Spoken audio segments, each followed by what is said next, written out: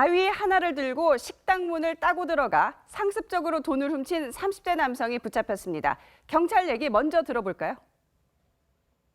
앞문에는 잠금장치가 잘 돼 있는데 뒤쪽 문에는 뭐 나무 문이라든지 이렇게 좀 구슬하게 돼 있는 데가 많아요. 일반 시장 같은 식당에는 가위로 넣어가지고 지렛대 원리로 내가 뜯어내고 안 그러면 가위로 창문 유리창 깨고 가정에서 보통 쓰는 주방 가위 같은 거 칼은 얇으니까 제끼다가 부러지는 경우가 많아요. 또 끝이 얇으니까 지렛대로 제끼면 끝이 다 부러져 버리니까 가위를 들고 다니죠. 이른바 가위손 도둑이네요. 얼마나 훔친 거예요?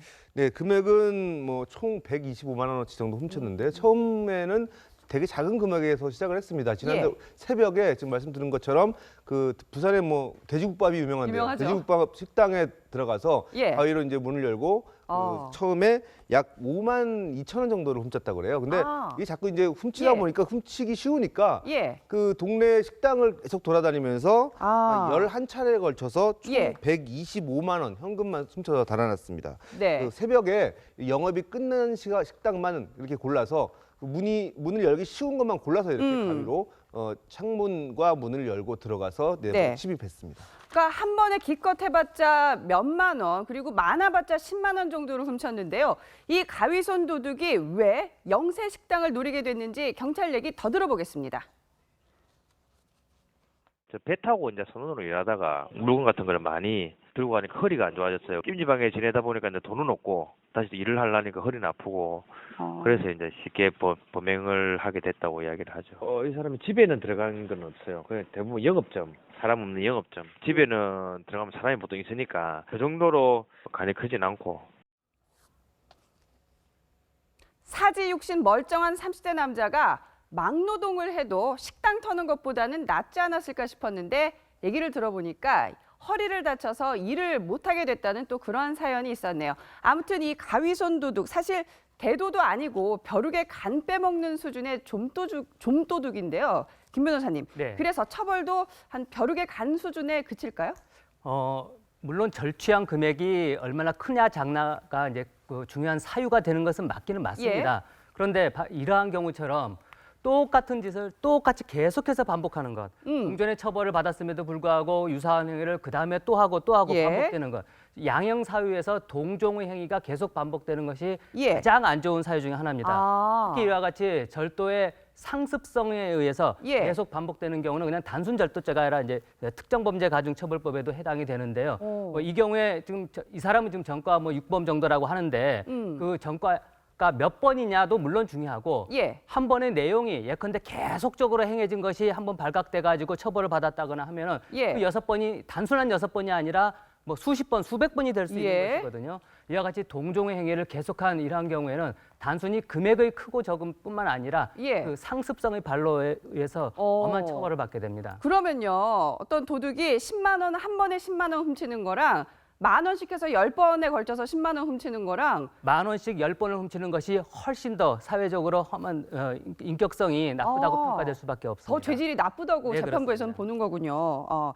윤혁 교수님, 이 남자가 범행 대상으로 삼은 곳이 이제 시장통의 영세 식당들입니다. 이런 곳 좀 보안 관리 허술하잖아요. 사실 CCTV도 별로 없을 것 같고. 그래서 버젓이 그냥 문 따고 대놓고 들어갔을 것 같은데요. 네, 그런데 그 CCTV가 이제 작은 것들은 좀 있죠. 성능이 안 좋더라도. 그래서 이 범인이 CCTV가 있음을 인식을 했습니다. 그러다 보니까 본인의 그 얼굴 정체성이 드러날 것 같아서 그 주변에 있던 앞치마를 뒤집었습니다. 그래서 얼굴 가리고. 아니, 여자들 쓰는 앞치마를요? 얼굴은 이제 보이지 않지만 그래서 그 주변에서는 이제 그 앞치마를 벗고 나왔지만 결국은 이 장소와 도로에 있는 75대의 CCTV를 경찰이 이제 분석을 해서 얼굴 인상을 특정을 했습니다. 그래서 다른 CCTV를 봤더니 이 용의자가 자주 갔던 PC방이 어디인 것을 알고 그래서 형사들이 그 PC방에 가서 잠복을 하고 있었던 것이죠. 그래서 얼굴 인상을 아니까 이 사람이 등장을 했을 때 그 검거를 할 수가 있었던 것입니다. 그렇군요. 배태호 차장, CCTV 말 나온 김에요. 이 CCTV에 자기 얼굴 안 찍히려고 하는 이 범인들의 아이디어 정말 가지가지라면서요. 그렇죠. 뭐 예전에 영화에도 많이 나오는데요. 스타킹 쓰는 것도 많이 보셨을 텐데 여자 스타킹을 쓰거나 아니면 뭐 이제 군인들이 혹한기 훈련할 때 쓰는 이 눈만 나온 복면도 있습니다.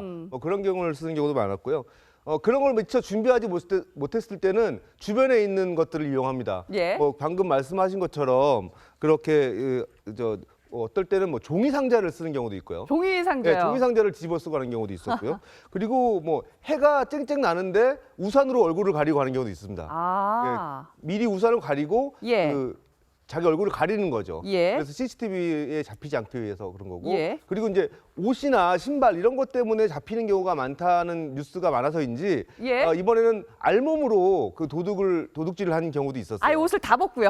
옷을 다 벗고 그 알몸으로 들어가서 잡혔는데 결국 나중에 정체가 들통나서 잡혔습니다. 네. 아니 종이봉투 뒤집어 쓰고 뭐 우산 써봤자요. 다 부처님 손바닥이라고 합니다. 요즘에 CCTV에다가 또 차량들 블랙박스 오죽 많습니까? 경찰이 이 나쁜 사람들 동선 파악하는 거는 뭐 식은 죽 먹기라고 하니까요. 애초부터 나쁜 마음을 가지면 안 될 것 같습니다. 김관중 변호사님, 다시 가위 얘기를 좀 나눠보면요. 가위 하나로 이렇게 문을 따는 게 그렇게 쉬운가 봐요. 글쎄 이제 보통 사람들한테는 그게 잘 이해되지 않는 안 되죠. 것이고 또 뭐 시도를 막상 해보려고 한다 하더라도 잘 되지 않을 것은 같은데 그와 같은 이제 특별한 방법을 예컨대 뭐 교도소라든가 이게 이제 교화되어야 할 곳에서 오히려 그런 곳에서 다른 사람을 통해서 배우게 됩니다. 그러니까 그렇게 배우게 되면 그 사람으로서는 그 기술이 너무나 쉬운 것이죠. 그러니 열심히 일하려고 하는 그런 근로 노력보다 이렇게 쉬운 것에 의해서 자꾸 똑같은 행위를 반복하게 되는 그런 현상이 벌어지게 됩니다. 네, 실제로 한 20대 초반의 절도범이 가위를 가지고 차를 훔치는데요. 열쇠 구멍에 놓고 돌려서 문을 따는데 걸리는 시간이 얼마인 줄 아십니까? 1초라고 합니다. 10초도 아니고요. 1초면 가위로 차량의 문을 딸 수 있다고 하니 정말 저희들이 좀 경각심을 가져야 되지 않을까 이런 생각이 들어요. 윤혁 교수님, 그리고 이번 사건에서 눈여겨볼 점이 바로 가위라는 것입니다. 가위, 누구나 흔하게 접할 수 있는 정말 생활용품이잖아요. 이 얘기는 곧 누구나 나쁜 마음 먹으면 다 이러한 뭐 절도할 수 있다는 얘기 아닙니까? 그렇죠. 뭐 청소년들의 경우에도 뭐 인터넷에서 어떻게 범행을 쉽게 하는가 이거 배울 수도 있고요.